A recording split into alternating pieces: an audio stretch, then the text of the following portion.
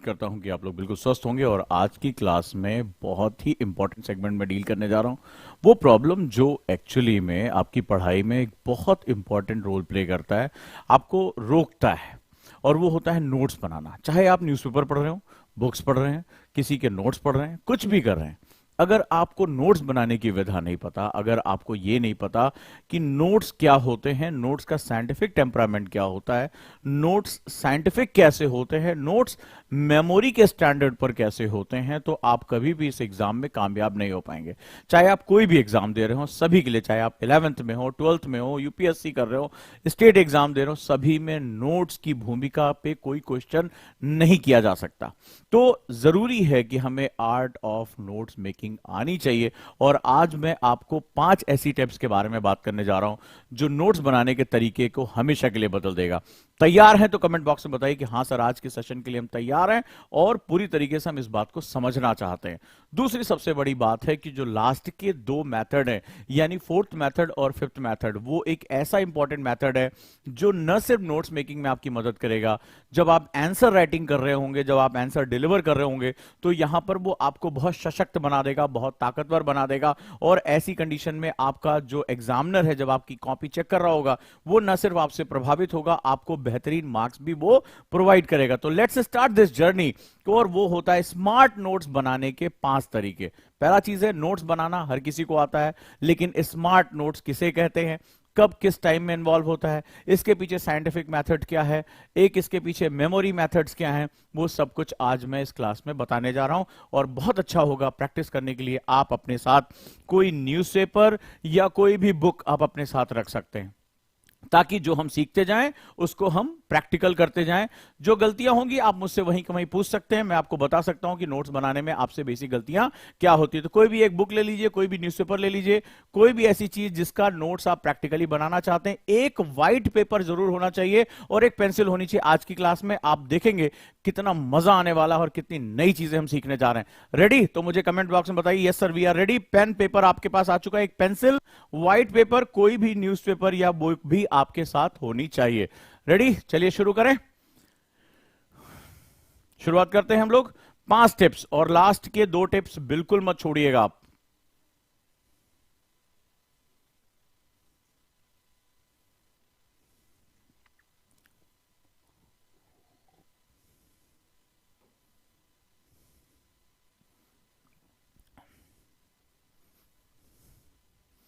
तो दोस्तों, बताता चलूं आप लोगों को, एडवांस एनसीईआरटी के अंतिम कुछ दिन बचे हुए हैं एडमिशन लेने के। तो जो लोग एनसीईआरटी का हिस्सा नहीं बने हैं, वो एनसीईआरटी का हिस्सा बन सकते हैं, राइट, दिए गए नंबर पे कॉल करके। और ज्योग्राफी ऑप्शनल एक बम्पर डिस्काउंट में, जो पहले 200 स्टूडेंट हैं उनके लिए 20,000 रुपए में मात्र है। और पीवी सर ने अपनी लाइव क्लासेस शुरू कर दी, मैं और PV sir geography optional deal कर रहे हैं। सो लेट्स स्टार्ट, इसके साथ जुड़ जाएं। और 99 रुपीज की बैच में तो आप जानते हैं सारे लोग इसका हिस्सा हैं ही हैं।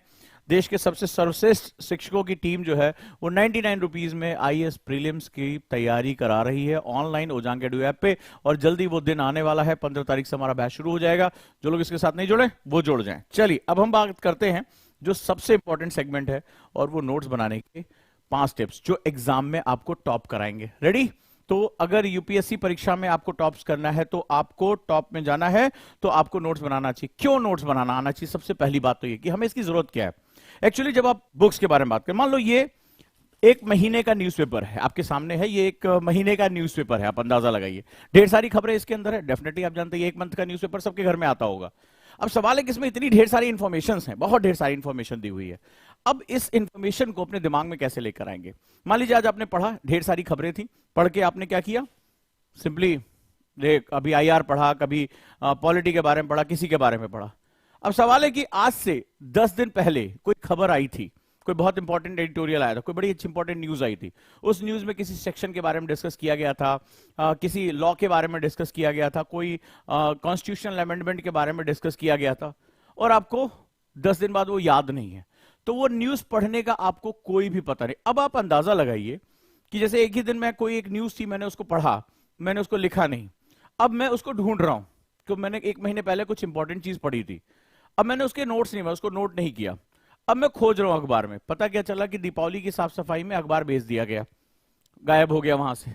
अब मैं सर पे हाथ रख के बैठा हूं, कितनी इंपॉर्टेंट इंफॉर्मेशन, सोचा आज नहीं तो कल उसको अपडेट कर लेंगे, अभी क्या जल्दी है, और पता चला घर की साफ सफाई में वो हो गया, गायब हो गया।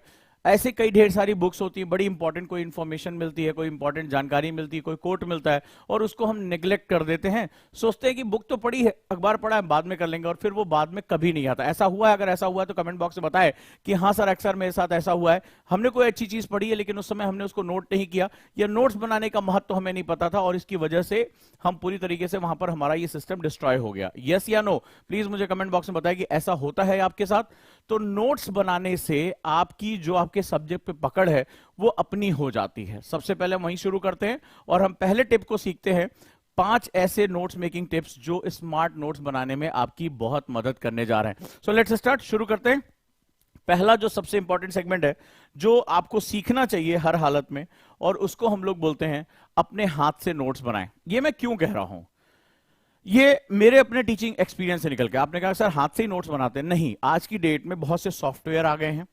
आज की डेट में जब मेरे साथ अभी मान लीजिए एनसीईआरटी बैच है तो हजारों की संख्या में बच्चे जुड़े, बहुत से मेरे बैचेस में। तो आप सभी को, अगर आप मेरे स्टूडेंट होंगे, आप जानते होंगे कि मैं पीडीएफ कल्चर का बहुत बड़ा विरोधी हूं।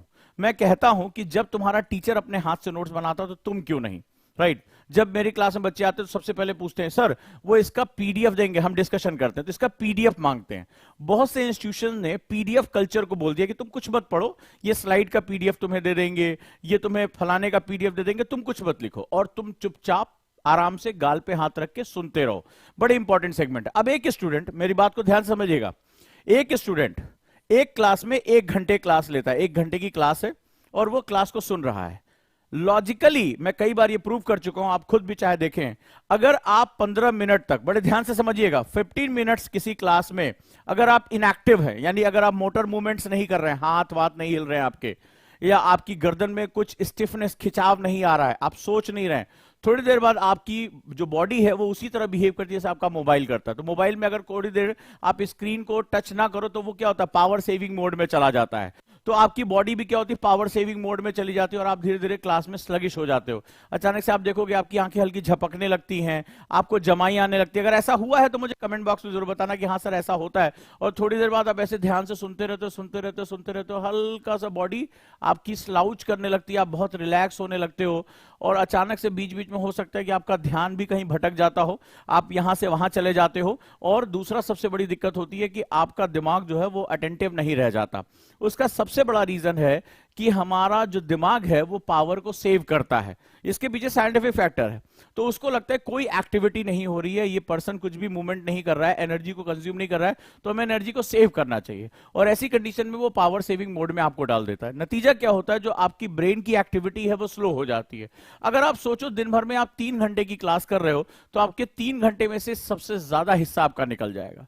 और आज की डेट में चूंकि हम एक कमर्शलाइज दुनिया में जी रहे हैं तो वहां होता है कि भाई हमने कोचिंग को पैसा दिया है, कोचिंग वाले हमें पीडीएफ दे देंगे, और वो पीडीएफ कल्चर के भरोसे वो क्या होता है, मोस्टली स्टूडेंट जो है वो नोट्स नहीं बनाते। इसीलिए जब वो एकेडमी में आता है तो बहुत लंबे समय तक मुझे संघर्ष उनके साथ करना पड़ता है कि जब आपका टीचर खुद अपने हाथ से नोट्स बना रहा है, मैं अपने हाथ से लिख के नोट्स देता हूं, LWMI मेथड हमने डेवलप किया, तो आपको भी नोट्स बनाना चाहिए, क्योंकि उसके पीछे सबसे इंपॉर्टेंट सेगमेंट है आपकी मोटर एक्टिविटी। आपकी मोटर एक्टिविटी, जब आप खुद से उस काम को इन्वॉल्व करते हैं तो आप इन्वॉल्व हो जाते हैं, आप सक्रिय रहते हैं। और जो आप बच्चे कहते हैं कि साहब क्लास में पढ़ा लेकिन सब कुछ भूल गया, एक्चुअली आपने कभी याद ही नहीं किया था, तो आप भूलेंगे कहां से? आपने जब याद ही नहीं किया तो आपको उसको भूलने और ना भूलने की संभावना नहीं है। तो आपको सबसे पहले क्या करना होगा, जब भी किसी क्लास में जाएं, भले चाहे आपको पीडीएफ नोट्स दिए जा रहे हो, आप पीपीटी स्लाइड्स दी जा रही हो, इसी तरह की स्लाइड्स बन के वो स्टूडेंट को पीडीएफ भेज दिया जाता है, नहीं, मुझे अपने शब्दों में इस बात को लिखना है। और हर टॉपर ये करता है, हर टॉपर ये करता है, वो चाहे अपनी बुक में लिखे, अपनी कॉपी में लिखे, कैसे भी लिखे। टॉपर तो स्मार्ट नोट्स के आगे साइनॉप्सिस बनाते हैं। जितने टॉपर से मैं मिला हूं उनको साइनॉप्सिस बनाने का सीक्रेट पता होता है। उनके नोट्स आप एक्चुअली में पढ़ ही नहीं पाओगे, इतने शॉर्टर और पिक्चोरियल होते हैं, वो सिर्फ वही डिकोड कर पाते हैं। अगर आप वहां तक पहुंच गए तो टॉपर बनने की आपकी संभावना भी कई गुना बढ़ जाएगी। और ध्यान रहे, आप लोग खुद से हाथ से अभी भी इसका कोई विकल्प नहीं है। तो आप हाथ से नोट्स बनाइए, आप उसको पिक्चोरियल फॉर्म में बनाइए, आप खुद को इन्वॉल्व करके बनाइए, तभी आप एज इट इज, कुछ लोग कॉपी करके नोट्स बना लेते हैं, यहां से कॉपी किया और उसको पॉइंट में लगते चले गए। आपको कम से कम शब्दों में अपने नोट्स बनाने, तभी वो आपका स्मार्ट नोट्स कहलाएगा, राइट। तो जानकार भी कहते हैं, रिसर्चर कहते हैं कि वो लोग जो अपने हाथ से नोट्स बनाते हैं वो वाकई में दूसरों से ज्यादा इंफॉर्मेशन को याद रख पाते हैं। तो अगर आपको क्या करना है, आप क्या चाहते हैं कि आप पढ़कर भूल जाएं या आप पढ़कर ज्यादा देर तक याद रख सकें? क्या चाहते हैं आप, कि मैं पढ़ूं और भूल जाऊं, और दूसरा मैं पढ़ूं तो देर तक मुझे याद रहे? क्या आपके ऑप्शंस हैं? अगर आपका ये ऑप्शन है कि मैं पढ़ूं और ज्यादा से ज्यादा याद रखूं, तो उसके लिए तरीके बदलने होंगे। और रिसर्च कहता है कि वो लोग जो अपने हाथ से नोट्स बनाते हैं, खुद को इन्वॉल्व करते हैं, उनकी याद रखने की क्षमता बढ़ जाती है, उनकी याद रखने की क्षमता बढ़ जाती है। आइए हम दूसरे हिस्से पे बात करते हैं, नोट्स बनाने की दूसरी ट्रिक्स। नोट्स में चित्रों, प्रतीकों और आरेखों का प्रयोग करें, right. Use picture, symbols and diagram in notes. क्या मतलब होता है इसका, पिक्चर्स का? अगर मैं कई बार क्लास में भी बता चुका हूं, जैसे मैंने आपसे कहा कि प्लीज 7, मैंने बोला 7, तो आपके दिमाग में ये आया होगा 7, किसी के दिमाग में ये आया होगा 7, किसी के दिमाग में ये आया होगा 7। सभी ने अपने दिमाग में पिक्चर सोची होगी। जैसे मैंने वर्ड बोला, एक डिजिट बोला, आपके दिमाग में उसकी पिक्चर आई होगी। तो हमारा दिमाग जो है वो केवल पिक्चर के फॉर्म में किसी भी चीज को समझता है। मैंने कभी कहा लेमन, नींबू, तो आपको नींबू का चित्र आया होगा। मैं जो बोलूंगा उसका आपको पिक्चोरियल फॉर्मेशन आएगा। तो हम पढ़ते क्यों हैं? ताकि हम उसको ज्यादा देर तक याद रख सकें। आप जितना ज्यादा पिक्चोरियल फॉर्म में बात करोगे, जितना ज्यादा पिक्चर्स में बात करोगे, उतना ज्यादा चीजें आपको देर तक याद रहती हैं, उतनी ज्यादा देर तक वो चीजें आपकी समझ में आती हैं। तो इसीलिए पिक्चोरियल फॉर्म में होना बहुत बहुत ज्यादा जरूरी हो जाता है नोट्स बनाने की टेक्निक्स में। सो पिक्चोरियल फॉर्म में हम क्या करेंगे, इसको यहां पर लेकर आएंगे। Now it is very important segment, ये बहुत ही महत्वपूर्ण जो है वो सेगमेंट हमारा होता है कि हम पिक्चोरियल फॉर्म में कन्वर्ट करें। हम जनरली नोट्स क्या करते हैं, लीनियर फॉर्म में बनाते चले जाते हैं, लाइन बाय लाइन लिखते चले जाते हैं। ऐसे तो आप लिखते हो, पैराग्राफ चेंज कर लिया। होना यह चाहिए कि जो कुछ भी आप कह रहे हो उसको आप पिक्चर्स में कन्वर्ट करना शुरू करो, अगर आप लॉन्ग टर्म मेमोरी में लेके जाना चाहते हो। फॉर एग्जाम्पल, जैसे आपने कहा कि मैं लबासना को बहुत प्यार करता हूं, ठीक है, मैं लबासना को बहुत प्यार करता हूं, आईएएस के करियर को बहुत प्यार करता हूं। तो जैसे मान लो मैंने एक हिल पर एक जो है वो बिल्डिंग बना दी है, लबासना की बिल्डिंग है जो मसूरी हिल पे है, ठीक है, और आगे मैंने कहा कि मैं इसको बहुत प्यार करता हूं। तो मैंने इसी बात को लंबा सा लिखने की बजाय मैंने अपने नोट्स में इस रूप में रख दिया कि ये मसूरी हो गया, हिल हो गया, ये लबासना की बिल्डिंग हो गई, या उसका प्रतीक चिन्ह हो गया, मैं उसको बहुत प्यार करता हूं। देखो, एक बात कहने का तरीका यही है। आपने देखा होगा कई जगह लिखा होता है कि ये जो सीट है ये बुजुर्गों के लिए आरक्षित है, दिस इज सीट फॉर, तो ये बुजुर्ग हो गए, ये उनकी छड़ी हो गई कि ये बुजुर्गों के लिए आरक्षित है। तो पिक्चोरियल फॉर्म में मैंने अपने नोट्स को प्रेजेंट कर दिया। इसका सबसे बड़ा फायदा है कि इस पिक्चर को बनाते समय आपको इन्वॉल्व रहना पड़ेगा, ठीक है, आपको इन्वॉल्व रहना पड़ेगा। तो अब इस कंडीशन में क्या होगा, जब आप इसको इन्वॉल्व हो जाओगे तो आपकी मेमोरी बढ़ जाती है। मेमोरी तब हमारी घटती है जब हम किसी चीज में इन्वॉल्व नहीं होते हैं। अगर हम किसी चीज में इन्वॉल्व हो जाते हैं तो हमारी मेमोरी अपने आप बढ़नी शुरू हो जाती है। मेमोरी कोई जादू टोना नहीं है, मेमोरी किसी को गिफ्ट नहीं मिलती है। जो इसको जितना ज्यादा तरीके से ट्रेन करता है उसकी मेमोरी उतनी ही अच्छी